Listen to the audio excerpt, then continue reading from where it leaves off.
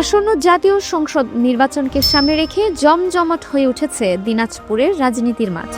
বুধবার দিনাজপুর নির্বাচন কমিশন কার্যালয়ে জেলা প্রশাসক ও রিটার্নিং কর্মকর্তা রফিকুল ইসলামের কাছে মনোনয়নপত্র জমা দিয়েছেন বিভিন্ন দলের হেভিওয়েট প্রার্থীরা। সবচেয়ে বেশি আলোচনার জন্ম দিয়েছে দিনাজপুর সদর ৩ আসন। এই আসনে বিএনপির চেয়ারপারসন বেগম খালেদা জিয়ার বিকল্প প্রার্থী হিসেবে মনোনয়ন দাখিল করেছেন ৩বারের সাবেক মেয়র ও বিএনপি নেতা সৈয়দ জাহাঙ্গীর আলম। একই আসনে জাতীয় পার্টির হয়ে মনোনয়নপত্র জমা দিয়েছেন আহমেদ শফি রুবেল। দিনাজপুর ২ আসনে বিএনপির প্রার্থী হিসেবে মনোনয়নপত্র জমা দিয়েছেন সাদিক রিয়াদ চৌধুরী পিনাক।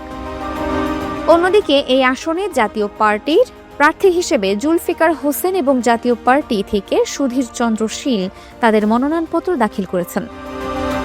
দিনাজপুরে নিজেদের শক্ত অবস্থান জানান দিয়েছে জামায়াতে ইসলামী। জেলার মোট ৬টি আসনেই জামায়াতে ইসলামীর ৬ জন প্রার্থী মনোনয়নপত্র দাখিল করেছেন।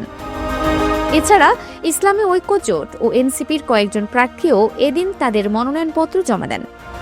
মনোনয়ন দাখিলকে কেন্দ্র করে নির্বাচন কমিশন কার্যালয় এলাকায় দিনভর উৎসব মুখর পরিবেশ বিরাজ করে।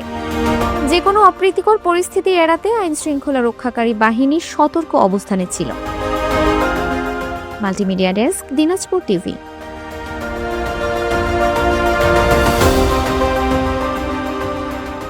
দিনাজপুর টিভি মানুষের জীবনের কথা বলে।